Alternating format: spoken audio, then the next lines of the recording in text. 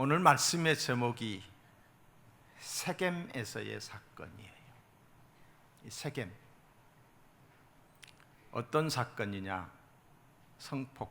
성폭행, 강간 사건이 일어났고, 이로 인해서 피비린내가 나는 살육 사건이 기록이 되어 있는 게 바로 이 34장입니다. 말씀을 통해서 내게 주시는 하나님의 음성으로 은혜 받는 시간이 되기를 축복해요. 특별히 가정에서 예배를 드리고 계시는 여러분들도 시작에서부터 끝까지 축도까지 경건한 자세와 복장으로, 마음으로 하나님께 예배 드릴 수 있기를 바랍니다. 구약 성경에 나타난 믿음의 조상들의 발자취와 이스라엘의 민족사는 하나님의 구속사를 설명하고 있습니다. 성경에 기록된 모든 역사와 사건들은 영적 이스라엘인 오늘 우리에게, 그리스도인들에게 거울이 되고 있습니다. 고린도전서 10장 11절에 보시면 저에게 당한 이런 일이 거울이 되고, 또한 말살을 맞는 우리의 경계로 기록하였느니라. 그런즉 선줄로 생각하는 자는 넘어질까 조심하라. 하나님께서 계시의 말씀인 이 성경을 우리에게 주신 목적은 우리로 하여금 구원을 얻게 하시는 하나님의 특별 은총이요, 하나님의 사랑을 보여주는 거울이며, 성경을 통해서 하나님의 사랑을 보게 되는 거예요. 또한 생명의 양식입니다. 그러므로 아침 저녁으로 생명의 양식을 우리가 먹고 순간순간 말씀의 거울을 보시면서 단정한 삶을 사는 저와 여러분이 될 수 있기를 주님의 이름으로 축복합니다. 야곱에게 있어서 가장 큰 문제는 그의 형 에서였습니다. 물론 원인의 제공자는 야곱 자신이었지만은 형 에서 때문에 아버지의 집을 떠나야만 했고, 형 에서 때문에 20년 동안 타향살이를 해야만 했습니다. 하나님의 명령을 받고 돌아오는 중에도 에서 때문에, 형 에서 때문에 두려웠습니다. 인간적으로 해결할 수 없는 큰 문제였습니다. 더군다나 그의 형이 400명의 군사를 거느리고 자기를 향하여 오고 있다는 보고를 받고 한도뼈가 유골되는 결사적인 기도를 하나님께 드립니다. 야곱의 기도를 들으신 전능하신 하나님이 에서의 마음을 바꾸어 주셨습니다. 마음을. 하나님의 은혜로 20년 만에 극적인 상봉을 하게 되는데, 형 에서가 달려와서 동생 야곱을 끌어안고 입을 맞추며 화해를 하게 되었습니다. 이제 문제가 다 해결이 된 거예요. 그렇다라고 한다면 이제 야곱은 지체하지 말고 지금까지 인도하시고 보호하신 하나님이 앞으로도 인도하시고 보호하실 것을 믿었어야 했습니다. 그런데 야곱은 여러 가지 핑계를 대면서 아이들이 어리다, 가축들이 새끼를 뱉다, 이런 여러 가지 핑계를 대면서 약속의 땅 베델로 가지 않고 숲곳에서 자기의 집을 짓고 가축들의 우릿간을 지어서 10년 이상을 그곳에서 살다가 더 좋고 편리하다라고 생각하는 세겜에 정착하게 됩니다. 세겜에 베델로 올라가지 않고 왜 그랬을까요? 세겜은 북이스라엘의 수도가 될 정도로 풍요로운 곳이었고 화려한 도시였습니다. 물과 목초지가 넉넉했습니다. 그래서 그곳에서 정착을 하였습니다.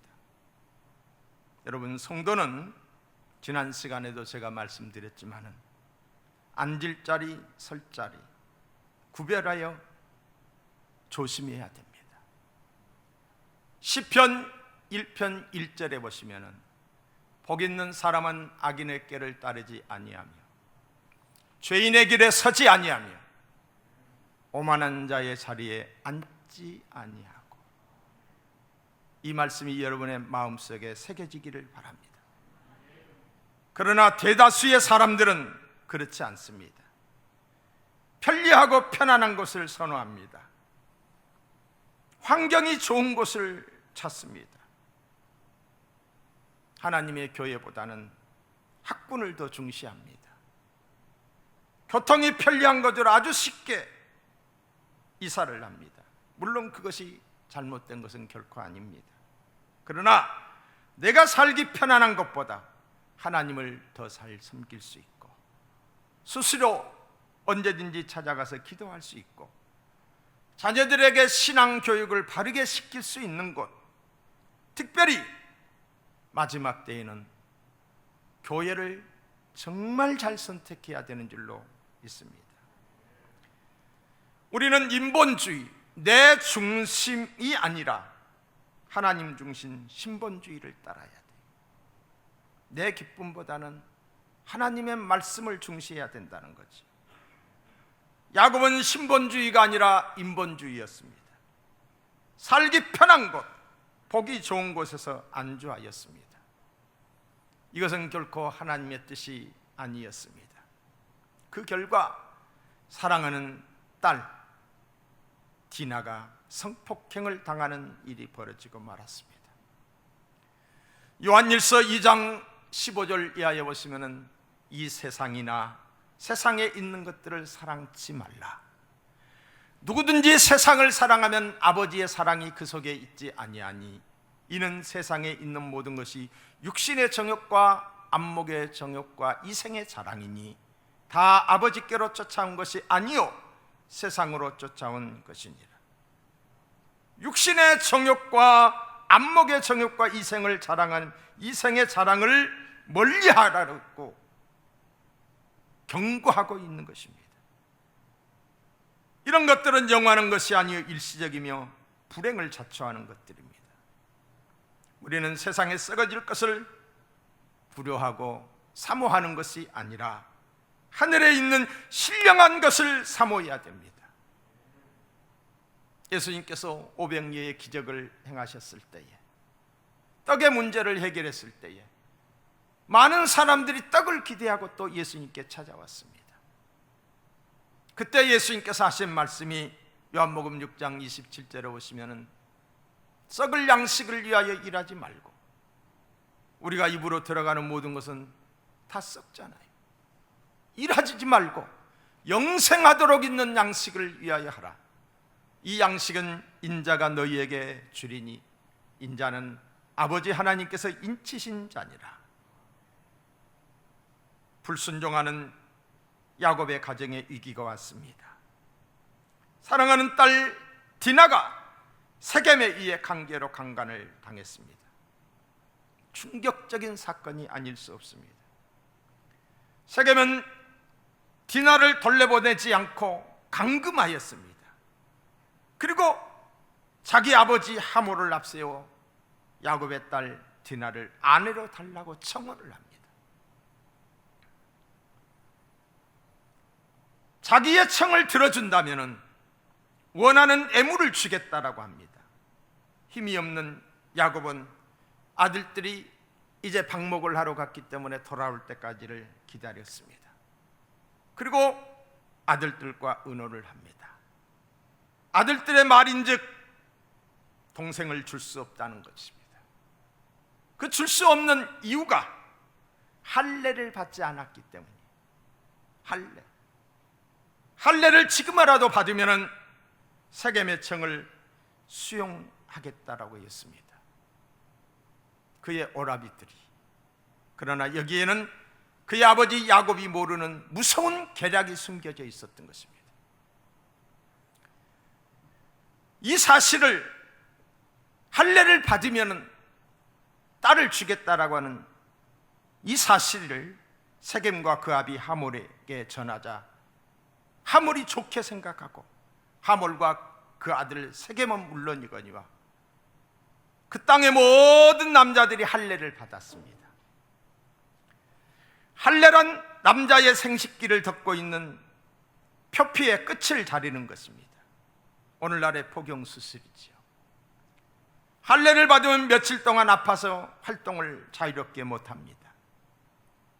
할례를 받고 움직이지 못하는 줄을 알고 3일째 되던 날 시몬과 레이가 그의 오빠들이 급습하여서 하몰과 그의 아들 세겜뿐만이 아니라 모든 남자들을 죽입니다. 살육을 하지. 그리고 그 집마다 돌아다니며 약탈을 했습니다. 그리고 동생 디나를 구해왔습니다. 그러나 이때부터 야곱이 두려움에 떨기 시작합니다. 야곱이 두려워하는 거예요. 왜? 창세기 34장 30절에 보시면은 야곱이 시므온과 레이에게 이르되 너희가 내게 화를 끼쳐 나로 하여금 이 땅의 주민 곧 가나안 족속과 브리스 족속에게 악취를 내게 하였도다.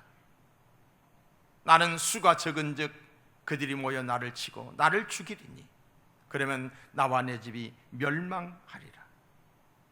세겜은 히 족속에 속해 있었고 히 족속은 막강한 힘을 가진 가나안 7족속 중에 하나였기 때문입니다. 이들이 복수하지 않고 가만히 있지 않을 것이기 때문입니다. 따라서 야곱과 그의 가족들은 이제 사느냐 죽느냐 하는 그런 기로에 서 있게 된 거예요. 이게 오늘 34장 전체적인 내용입니다. 다시 세부적으로 34장 1절로 다시 돌아갑니다.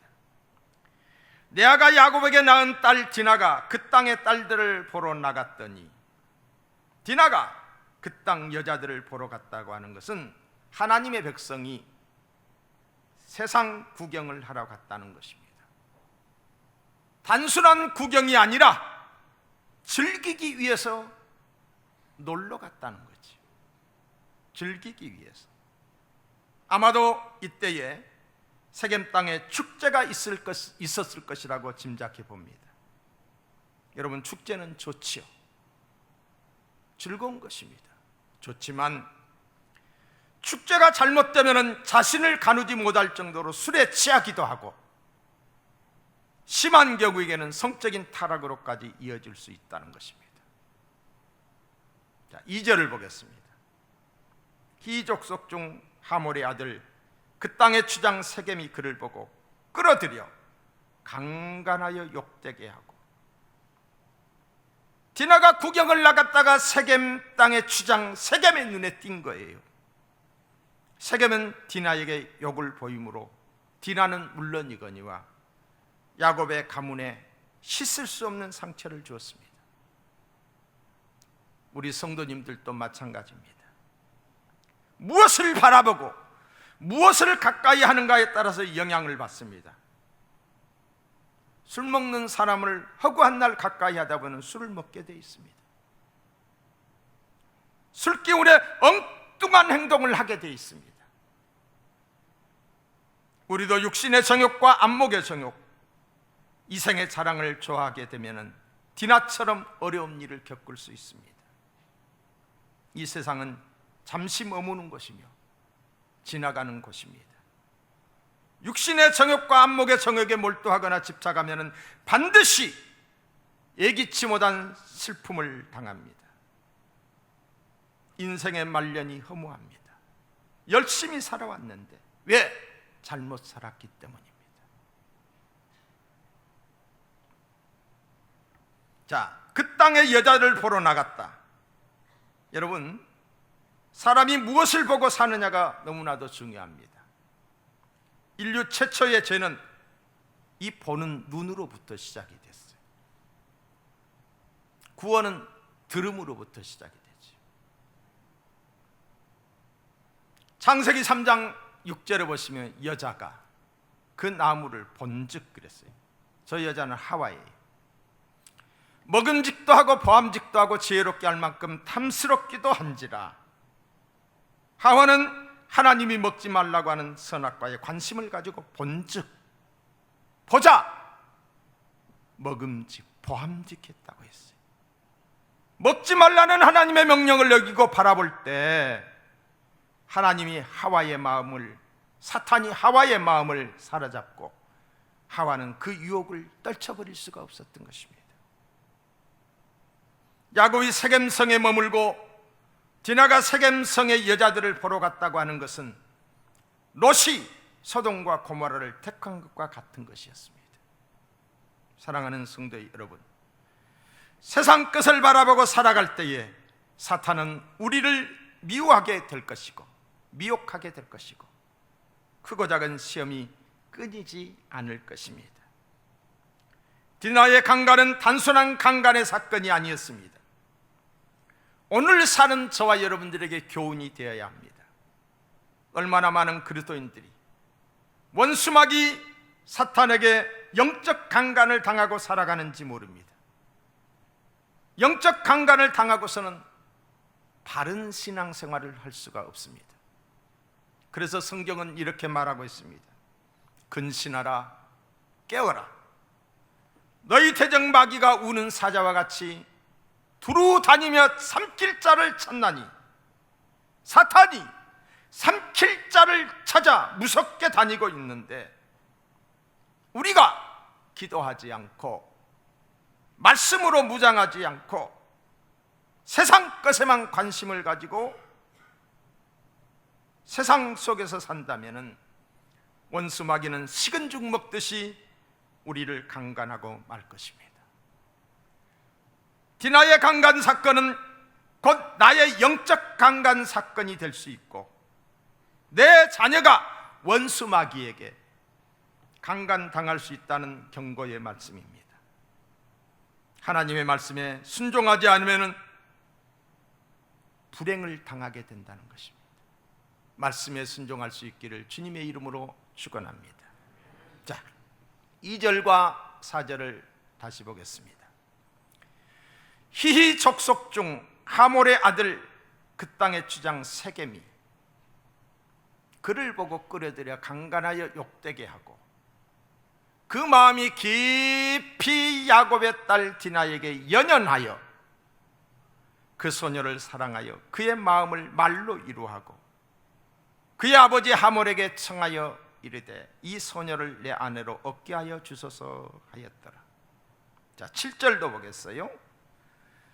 세겜이 야곱의 딸을 강간하여 이스라엘에게 부끄러운 일 곧 행하지 못할 일을 행하였음이더라 그랬어요.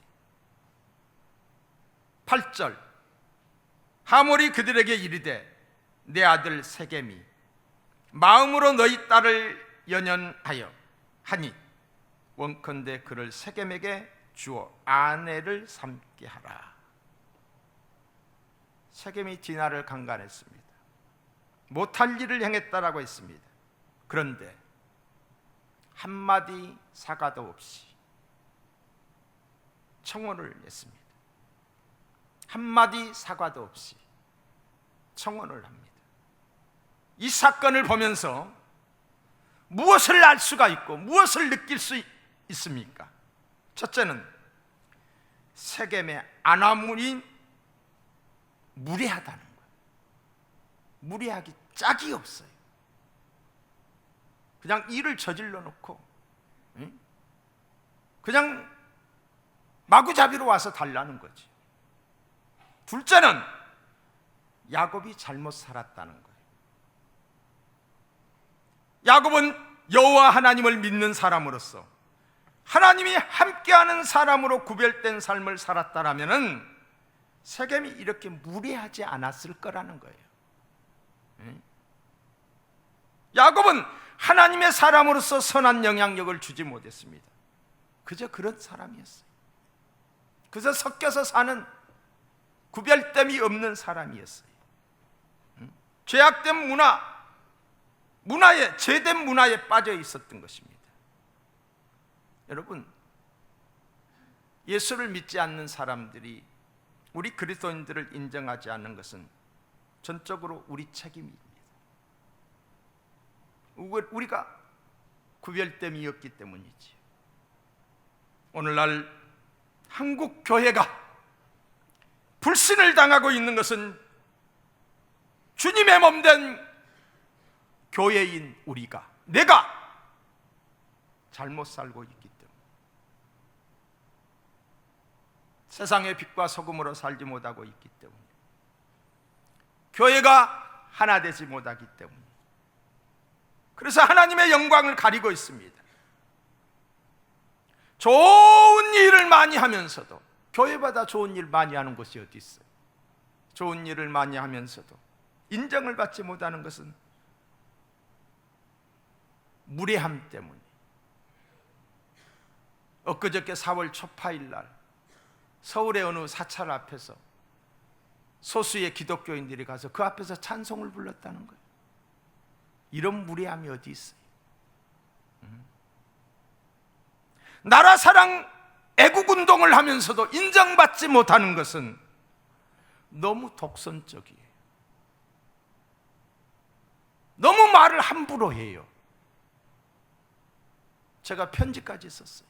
그렇게 하지 말라고, 그러시면 안 된다라고, 그렇게 말 함부로 했던 거 사과하라고. 그런데도 사과하지 않아요. 함부로 하고 있기 때문에.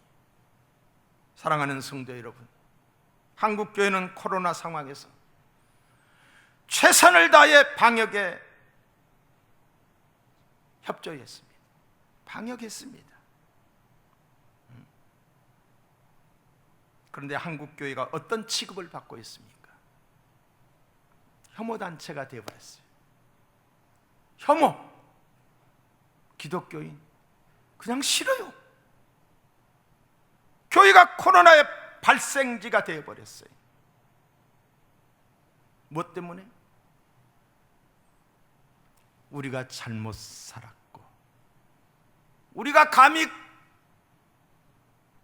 그들이 그렇게 할 수 없게끔 우리가 거룩하게 살았다라고 한다면 감히 그렇게 할 수 없었을 텐데, 현 정부가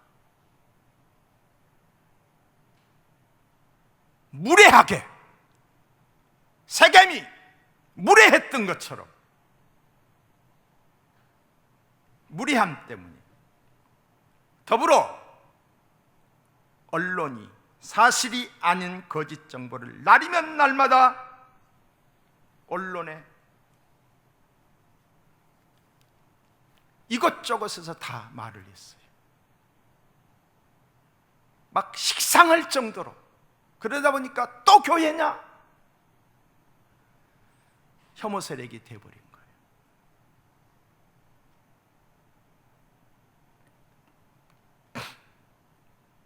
자, 제가 여러분 팩트에 의해서 읽어드릴 테니까 여러분이 알아야 된다라고 생각하기 때문에 내가 말씀을 드리는 거예요. 2000년, 그러니까 작년이 되겠지요. 7월 8일 총리께서 중앙재해대책본부 회의에서 모두 발언을 할 때에 이런 말을 했습니다. 교회의 소규모 모임과 행사에서 절반의 감염 사례가 나왔다. 교회가 절반이라는 거예요. 거짓 보도를 한 겁니다. 그러면서 교회 핵심 방역 수칙을 결정했는데, 정규 예배 외 모든 예배 금지, 찬송, 통성, 기도 자제, 교회에서 소규모 모임, 음식 제공, 식사 금지. 정부가 예배를 간섭을 했습니다.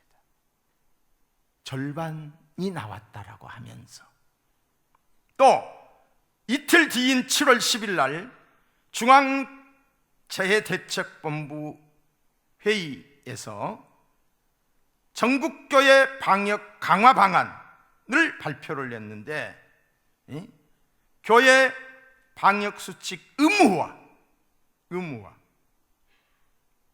그러면서 위반하게 되면은 벌금 300만 원 부과를 한다. 근데 이때 성당과 사찰은 검토하지 않았어요. 8월 19일입니다. 광복절 그 다음 날 정세균 총리는 대국민 담화문 발표를 했습니다. 교회 방역 조치 강화라고 하면서 교회는 비대면 예배만을 허용하고 대면 예배 모임, 행사, 식사 등을 금지하는 행정 조치를 실시를 했습니다. 뿐만 아니라 8월 27일 날 대통령이 교계 지도자들과의 면담에서 대통령도 코로나 재확산 절반이 교회라고 말을 했습니다. 그러면서 국민들에게 미안하다고 사과하라고 했습니다. 이로 인해서 교회는 코로나 진원지가 되었고, 국민들의 의식 속에 그것을 언론에서 날이면 날마다 맨날 이야기했기 때문에, 모든 언론이 그렇게 했기 때문에 교회 발이라는 말과 비대면 예배라고 하는, 비대면 예배 허용이라고 하는 신조어가 생기게 된 것입니다. 자, 이에 대해서 우리 교회에서 시작된 애자연이 이것에 대한 해명을 요구했습니다. 애자연에서 활동하고 계시는 우리 대법관이신 분과 국정원 장관을 하신 분들과 그 외에 변호사 한 20여 명이, 그리고 700의 교회가 함께하고 있습니다. 애자연에서 2021년 3월 15일 총리실에 공개 질의 및 민원을 넣습니다. 2000년 7월 8일 총리께서 교회를 통해서 절반의 감염 사례가 나왔다는 근거를 제시해 달라라고 하는 질의를 했습니다. 그랬더니 3월 5일 날 우리가 질의를 했는데 3월 12일 날 총리실에서 답변이 왔습니다. 뭐라고 답변했느냐? 해당 발언은 회의 직전 사흘간 국내 발생 확진자 집계 결과 교회 관련 확진자가 절반 수준 이상이었음을 바탕으로 이루어졌습니다. 실제로 2000년 7월 5일부터 7월 7일 3일간 국내 발생 확진자 87명 중 교회발 확진자는 43명으로 전체 대비 49.4%였음을 알려드립니다. 이렇게 답변이 왔어요. 그래서 우리 애자연에서 질병관리본부에 2000년 7월 5일부터 7월 7일까지 3일간의 국내 방역 확진자 결과를 추적을 했어요. 면밀하게 추적을 했습니다. 교회 소규모 모임 행사에서 발생한 감염 사례는 서울 관악구에 있는 왕성교회에 관련한 2명으로 국내 발생자 87명 중 2.7%에 불과했습니다. 2.7%. 이 사람들이 거짓된 통계를 가지고 우리한테 답변을 했던 거예요. 이러면 안 되지요. 그래서 2021년 4월 1일 우리 애자연에서는 그들이 답변한 이 3의 내용을 근거로 총실에 추가 질의를 합니다. 애자연에서 실제 중대본의 정례 브리핑 자료를 근거로 분석한 결과 교회 소규모 모임 행사에서 발생한 감염자는 서울 관악구에 있는 왕성교회 2명으로 국내 발생자 87명 중 2.9%에 불과합니다. 어떤 자료에 의해서인지 절반의 감염 사례 근거를 알려주십시오 라고 우리가 질의문답을 다시 했습니다. 그랬더니 4월 12일 날 총리실에 추가 질의에 대한 공식 답변이 왔습니다. 자, 그 답변인 즉 뭐라고 말합니까? 지난해 1월 코로나19 첫 확진자가 발생한 이후 7월 7일까지 3일간이라고 해놓고 7월 7일까지라고 처음부터라고 하는 거예요. 신천지를 포함한 다수의 교회 등 신천지는 그동안 포함을 안 시켰어요. 신천지를 여기다 갖다 붙인 거예요. 응? 다수의 교회 등 종교시설로도 소규모 행사를 통한 집단 감염이 발생하였고, 확진자 수도 44%를 차지함에 따라 보건복지부 등 관계 부처에서 교회 강화 방역 방안을 마련하여 7월 8일 중도본 회의에서 논의를 거쳐 그렇게 보도했다, 발표했다, 이렇게 말을 했습니다. 이게 얼마나 거짓된 거예요. 예, 우리 예자연에서는 그동안의 이 부당한 것들에 대해서 저희들이 행정소송을 5건을 냈습니다. 그리고 헌법소원을 3건을 냈고 일반 소송을 한 20건 가까이 했습니다. 금주 목요일, 여러분이 기도해 주라고 제가 이런 이야기를 하는데, 금주 목요일 감사원에 감사 청구를 할 거예요. 이것에 대해서 정확하게 파악을 해달라고, 진실을 파악해달라고. 왜? 교회가 코로나 발생지라고 혐오단체로 낙인이 찍혀있기 때문에. 그리고 또 한 가지는 그렇게 아무런 통계도 없이 그냥 절반 이상이라고 말했던 정세균 총리에 대해서 저희들이 민사소송을 할 겁니다. 자, 왜 이래야만 하는가? 아니면 말고 시게, 아니면 말고 시게, 이런 일들이 다시는 일어나지 않게끔, 아니면 말고 시게 말을 던져놓고 자기는 그냥 아무런 책임도 안 지겠다, 이런 일이 있을 수 있지 않게끔. 또 하나는 진실을 알리기 위해서요. 교회가 코로나의 발원지가 아니었다라고, 교회가 혐오단체가 아니었다라고. 물론 교회에서도 어느 단체든지 안 나온 것이 없잖아요. 그런데 왜 교회만 목표를 정해서 그랬는지, 이런 일들을 위해서 우리 교회는 이 진실을 알아야 된다. 우리 교회는 이런 진실에 입각해서 기도를 해줄 수 있기를 주님의 이름으로 부탁을 드립니다. 디나가 세겜성 추장에게 강간을 당하게 된 가장 큰 이유는 다름 아닌 아버지 야곱 때문입니다. 서원 기도를 지키지 않고 세겜에 머물러 살았기 때문입니다. 디나가 성폭행을 당한 사건은 우리에게 주는 교훈이 있습니다. 우리가 새겨드려야 합니다. 부모가 하나님의 약속을 멀리하고 살면은 자녀가 잘못될 수 있다는 것이지요. 태어나면서부터 착한 사람으로 태어나고 악한 사람으로 태어나는 것이 아닙니다. 환경이 착한 사람을 만들기도 하고 악한 사람을 만들기도 합니다. 어떤 환경에서 어떻게 사느냐가 참으로 중요한 것이에요. 만일 야곱이 하나님의 뜻을 따라 가나안으로 들어갔다면 이런 일이 일어나지 않았을 거예요. 결코 이런 일이 생기지 않았을 것이라는 거지. 부모가 순종하지 못했기 때문에 자녀가 아픔을 당한 거예요. 자, 9절로 10절을 한번 보겠습니다. 너희가 우리와 통혼하여, 세겜의 아버지 하몰이 하는 말이에요.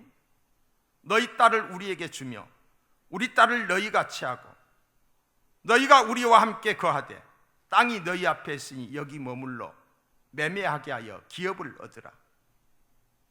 우리 아들과 너희 딸들을 결혼하게 하자는 것입니다.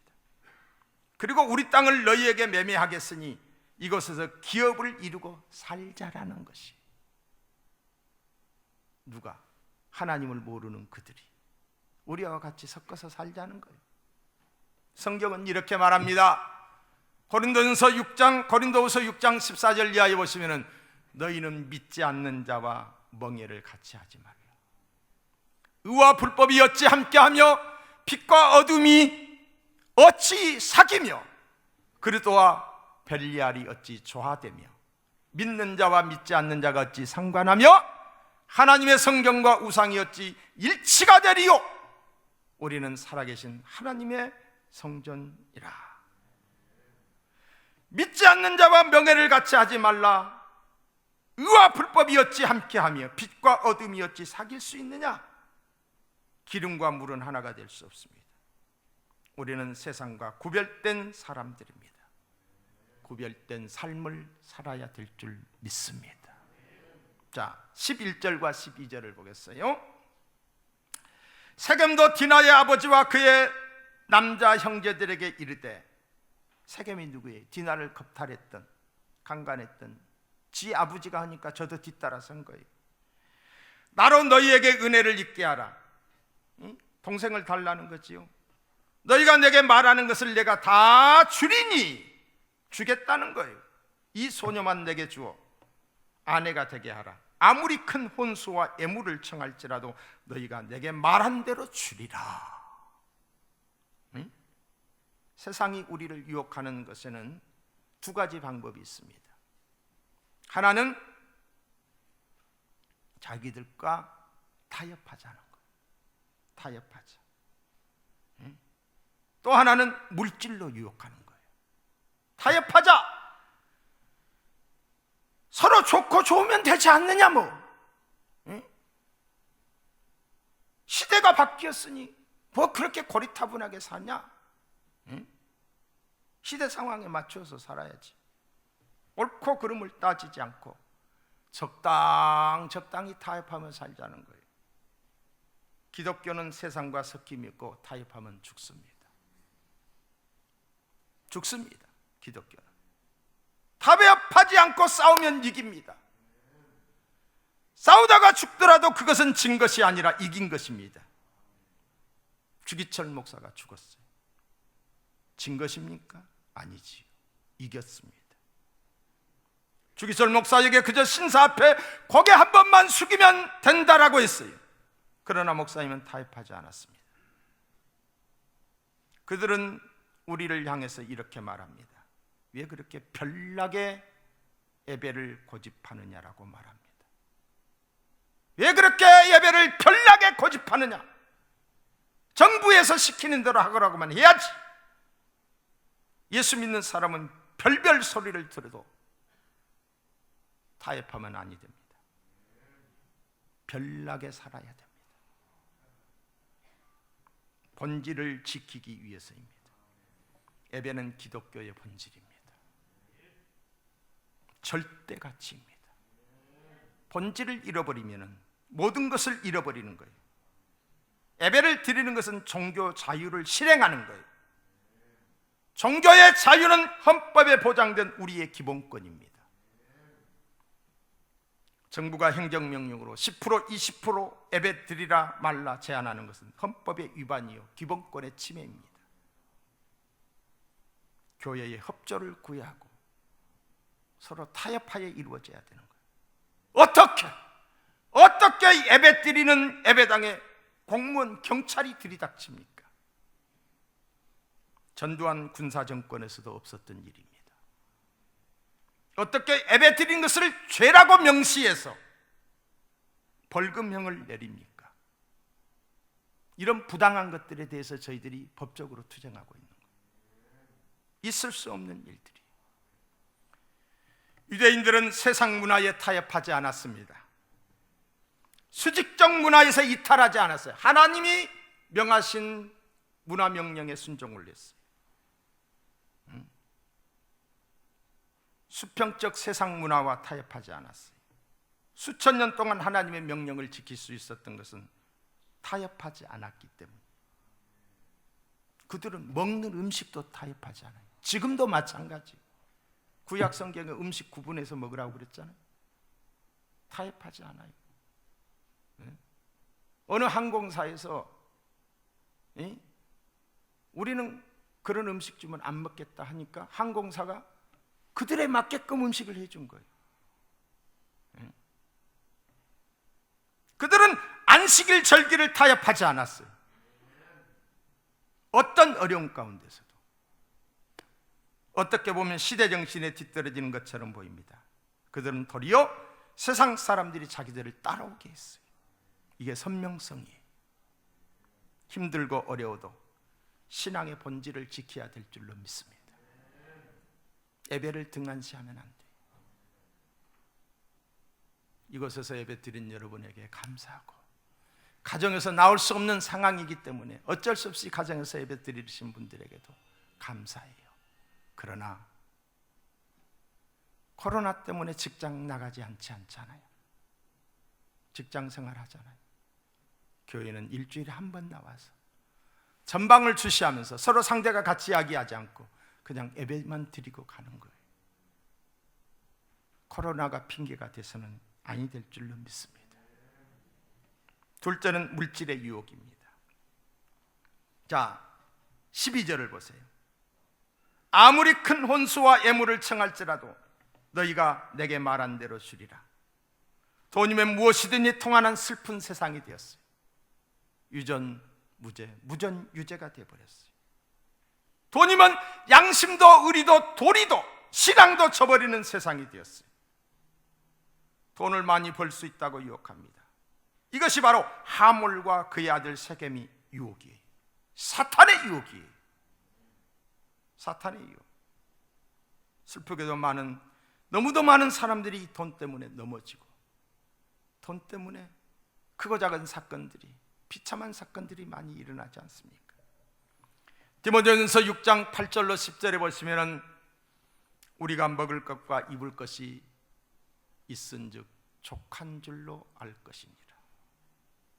부하려 하는 자들은 시험과 올무의 여러 가지 어리석고 해로운 욕심에 떨어지나니 곧 사람으로 파멸과 멸망에 빠지게 하는 것이라. 멸망에 빠지게 하는 것이라. 돈을 사랑함이 일만하게 뿌리가 되나니 이것을 탐하는 자들은 미혹을 받아서 믿음에서 떠나 많은 근심으로 자기를 찔렀다라고 했어요. 사랑하는 성도 여러분, 돈은 삶의 수단이지 목적이 아닙니다. 목적을 삼고 보다 보면 돈하고 정작해야 될 일을 못하고 돈만 모으다 죽는 거예요. 그런 인생이 되지 않기를 주의 이름으로 축원합니다. 지금까지 야곱이 어떻게 살았습니까? 수단과 방법을 가리지 않고 이익을 따라서 타협하면서 살았습니다. 이기적인 삶을 살았습니다. 그러다 보니까 거짓말을 밥 먹듯이 해요. 아버지를 속이고 형을 속였습니다. 형이 받을 축복을 도둑질을 했어요. 강탈을 했어요. 그렇게 해서 그가 원하는 것을 이루었습니다. 그러나 분명한 사실은 그의 마음이 평안하지 않았어요. 항상 두려움에 떨어야만 했어요. 두려움의 연속이었습니다. 야곱이 뭐라고 고백했어요? 나그네 인생 130년 세월, 험악한 세월을 살았나이다.